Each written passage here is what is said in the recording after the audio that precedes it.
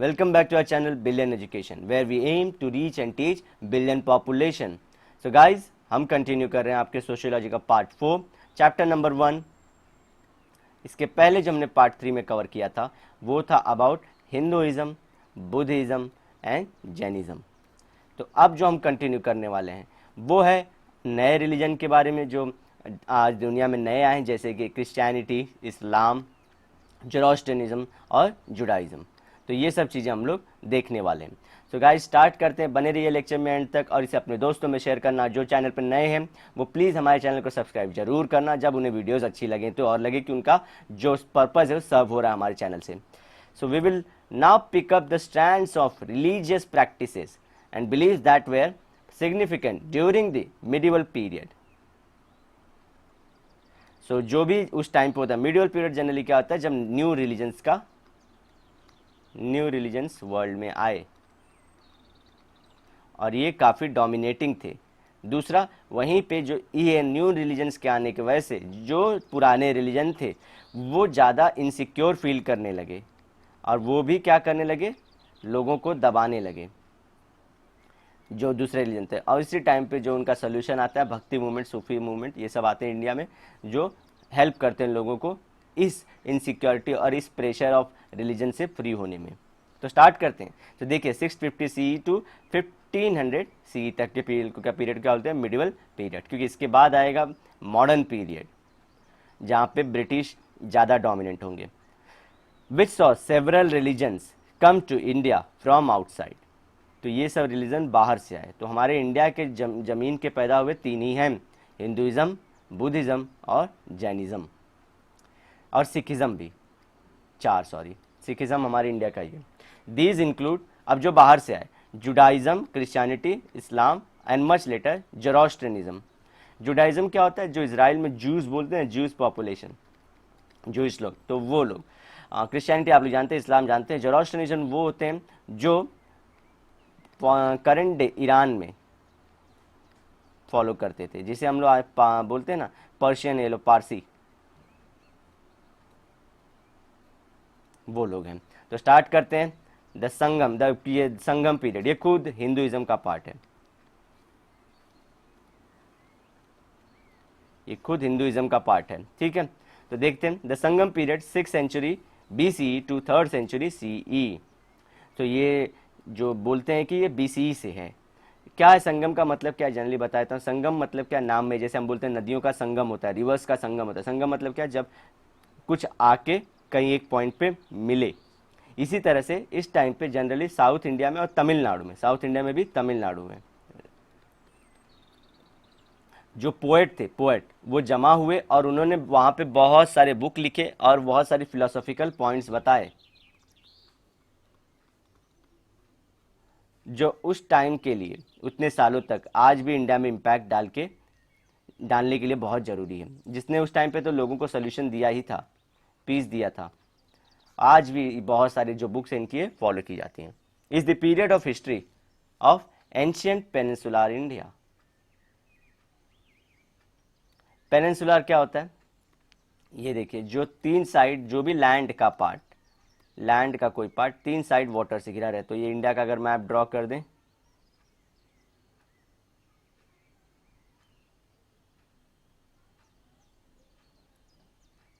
तो कुछ इस तरह से हमारा इंडिया दिखता है.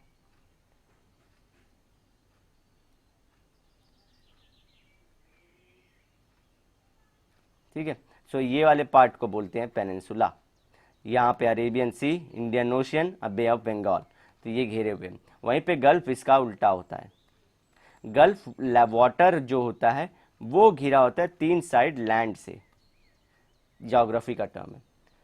Which approximates the present day Tamil Nadu and Kerala states. तो नियरली तमिलनाडु तो आज यहीं तक, तो ये पेनिनसुला तो पूरा पार्ट है ज्योग्राफिकली, लेकिन जो केरला है और तमिलनाडु था तो वो तने से पार्ट को बोलते हैं कि क्या है, वो वहाँ पे ये सब चीज़ हुई थी.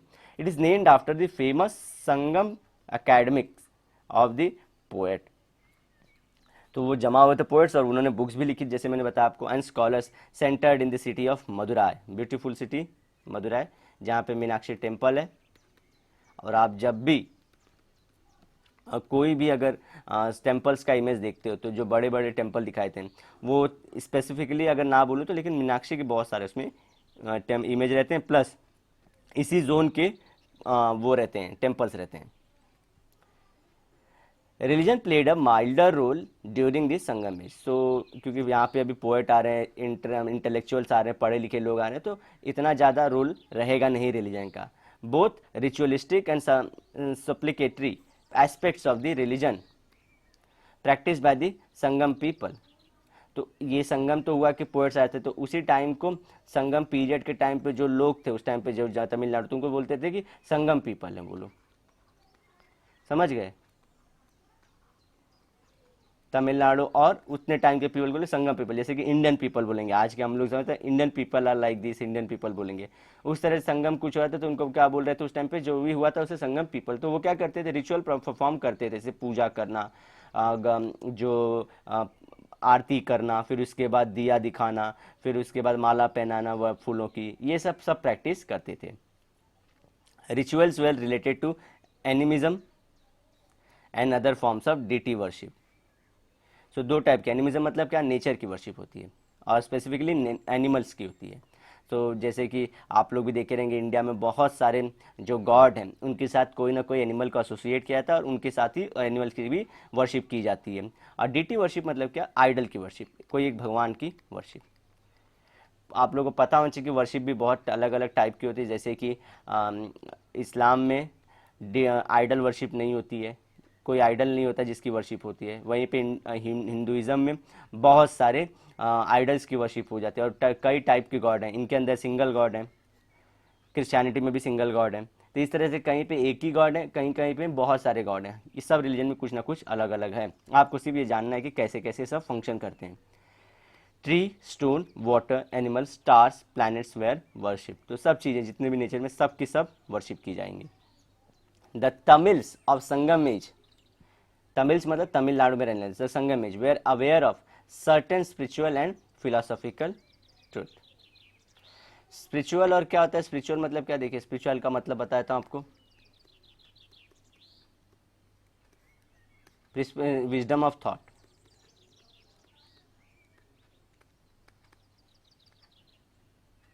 विजडम ऑफ थॉट, देखिए स्पिरिचुअल मतलब, और एक सिंपल में तो पीस आपको दे दे, अल्टीमेट शांति,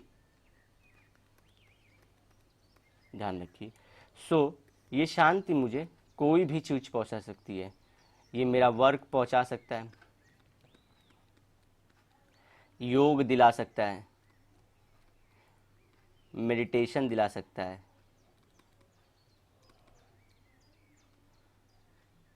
आर्ट दिला सकते हैं, जो आर्ट प्रैक्टिस डांस विंस करते हैं सब लोग। और दूसरा जो सब लोग आजकल बहुत फैशन में बोलते हैं कि आज मतलब religion shaming is a very good thing in cities, तो आजकल वो लिबरल सोसाइटी जो बोलती हैं, मैं किसी के अगेंस्ट नहीं हूँ, ये नहीं हूँ कि रिलीजन भी एक उसका पार्ट है, ना किसी रिलीजन को प्रमोट करने के ना किसी को दबाने के। रिलीजन का अपना रोल है सोसाइटी को शांति दिलाने का, अगर रिलीजन उससे हटता है तो लोग उसे बदनाम तो जरूर करेंगे।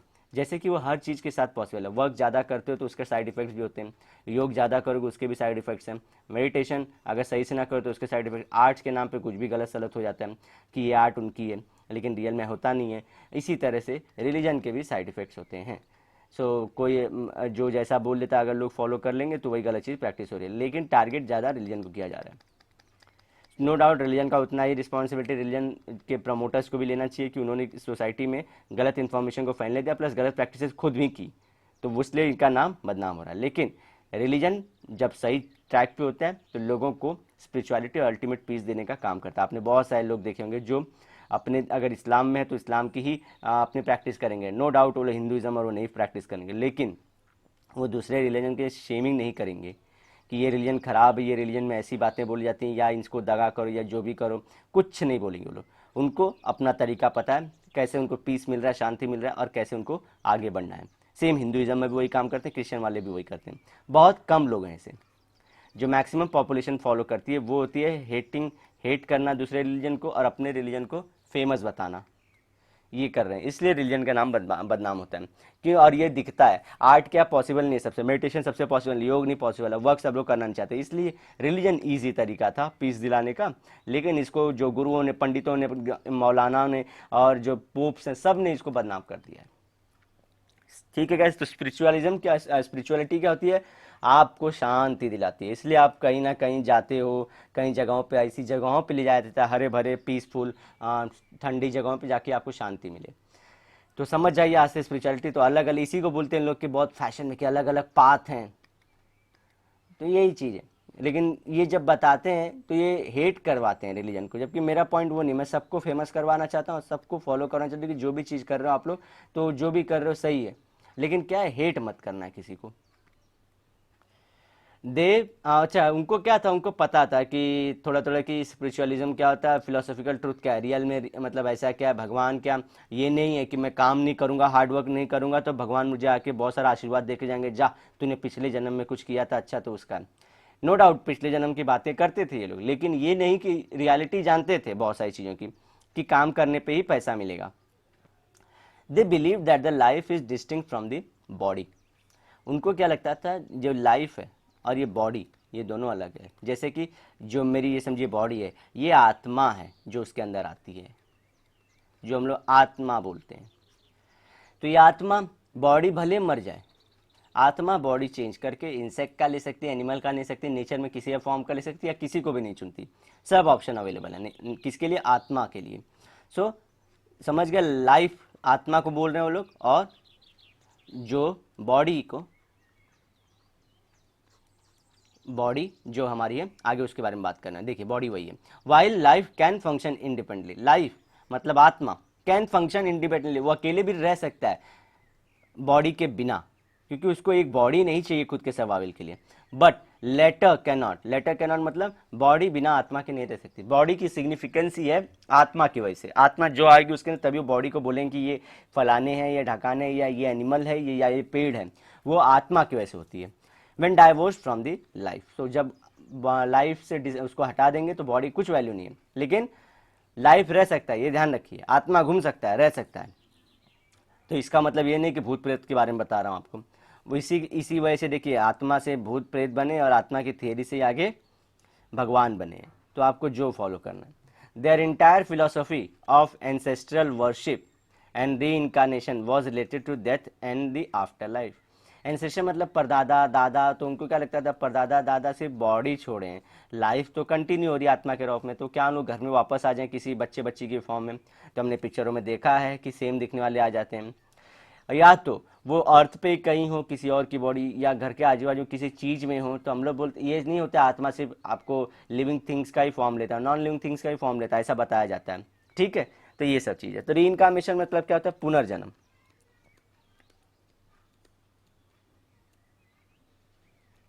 ये सब चीज़ें।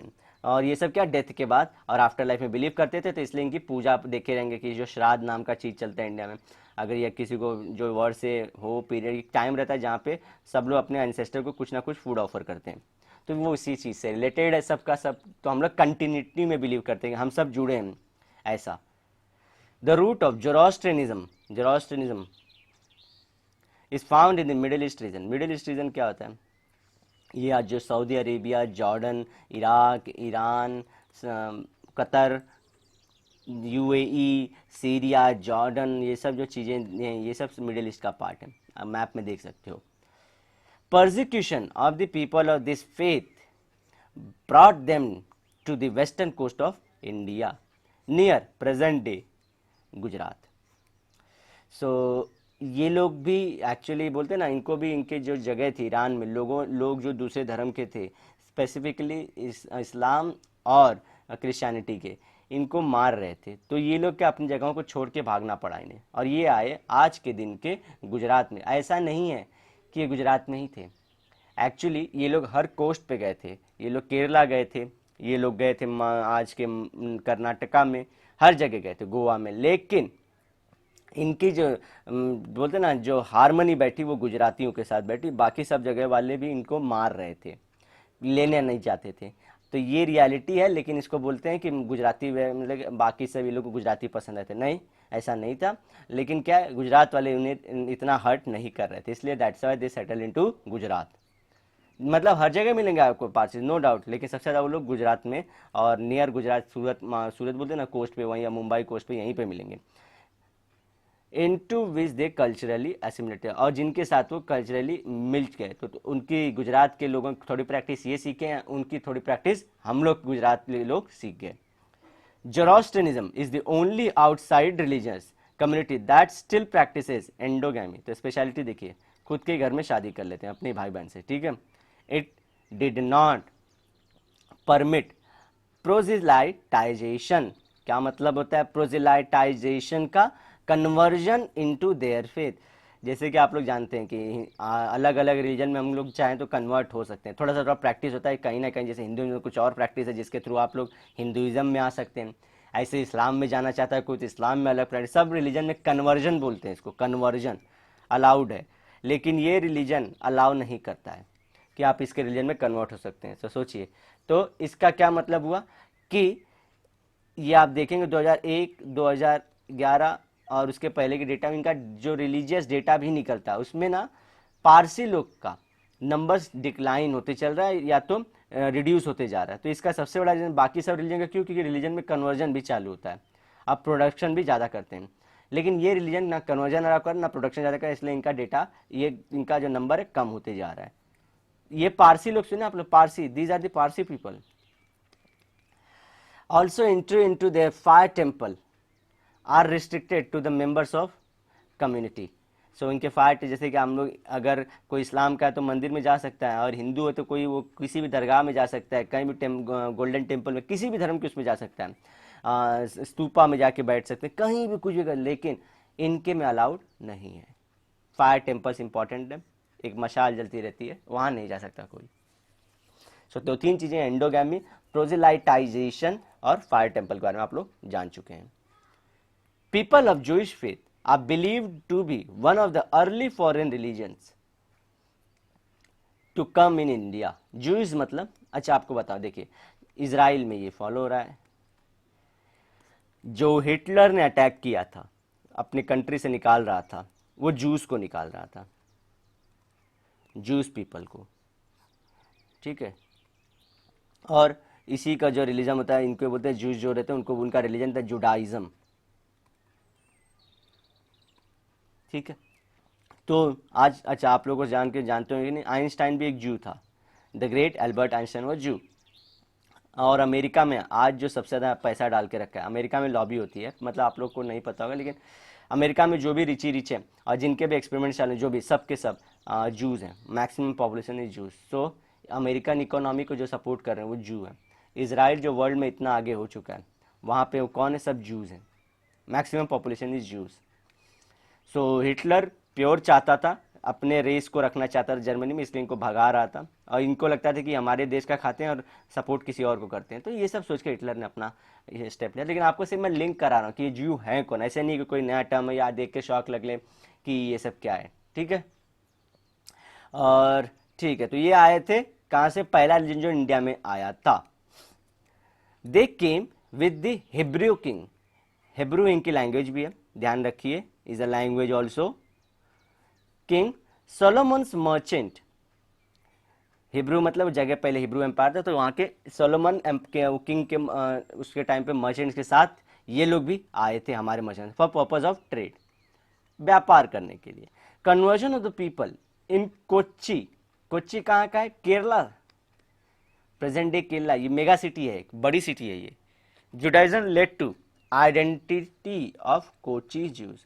जैसे शशि थरूर कहते हैं कि Kerala was open for any religion, like Christianity का जो सबसे पहला वो थे जो आए थे थॉमसन, वो भी केरला में ही थे, जो पढ़ा रहे अपना जो पहला चर्च विच बनाए। इस्लाम भी है, हिंदुइज्म भी है, जुडाइज्म भी है, सब कुछ। तो केरला मल्टी रिलीजियस सोसाइटी है रियल में। तो कोची जूस, तो वहां के जूस को क्या बोलेगा हम लोग? Kochi juice. Till today Jewish synagogue is found in the Fort Kochi. साइनागोग क्या है? ये उनका टेम्पल है जहाँ पे वो लोग वर्शिप करते हैं। कौन? जू लोग। अच्छा, आपको एक और बात बताना, देखिए इजराइल में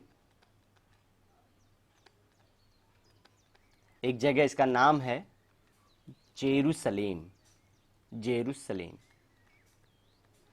गूगल पे सर्च करना आप लोग, बहुत इंटरेस्टिंग हिस्ट्री है। देखिए ये 3 दीवार, 3 घर हैं, ऐसे समझ लिए, कुछ सिंपल बताने के लिए। एक जगह क्रिश्चियनिटी के गॉड का वो बोलते हैं बर्थ हुआ था, एक जगह बोलते हैं जू गॉड का, उनके जूस के जो भी एंसेस्टर हैं उनका सबसे पहला गॉड का बर्थ हुआ था। वहीं एक तीसरी बाजू में लगे हुए दीवार पे, वहाँ पे बोलते हैं इस्लाम के जो भी प्रॉफिट है उनका जन्म हुआ था। तो ये तीनों एक्चुअली चॉल सिस्टम देखें, हम बाजू बाजू सबका घर रहता है, उसी तरह से ये इतने क्लोज क्लोज, और इसी चीज़ की वजह से इनके अंदर बहुत फाइट है और जेलेसी है एक दूसरे को लेकर बहुत ज़्यादा। सो ये तीनों के तीनों में लेकिन कुछ कॉमनैलिटी, ये तीनों एक्सपांड होना चाहते हैं इतने ज़्यादा कि आज पूरे वर्ल्ड में देखिए ये तीनों ही बहुत ज़्यादा डोमिनेट है। उसके लिए मेरे पास बहुत सारे रीज़न है कि क्यों ऐसे हैं या वैसा क्यों होना चाहिए, लेकिन मैं सिर्फ बता रहा हूँ आपको कि एक ही दीवार के इस बगल ये प्रैक्टिस करते हैं, इस बगल वो। सबसे एक्चुअली इनका जाना होता है, ये लोग बहुत सारे जगह लेते हैं ना कि मक्का मदीना सब लोग जाते हैं कि इस्लाम में, एक्चुअली उनको यहाँ भी वो लोग को एक बार जाना होता है, जेरूसलम में भी। The number of juice have dwindled. In Mumbai too, there is small community of Bene Israel Jews, and it is believed that some tribes in Mizoram too have Jewish identity. ठीक है, तो देखिए India के waste से लेके coast तक, अरे waste से लेके ईस्ट तक फैले हैं लोग। Jewish people follow the Torah. What is Torah? Which includes book of the Old Testaments of the Bible. ये क्या है, जैसे कि पहले जो बुक लिखे थे इनके जो गॉड थे, तो उनके मुंह से निकली बहुत सारी चीज़ें थी जो मुंह से बोलते, तो उनको लिखा गया था।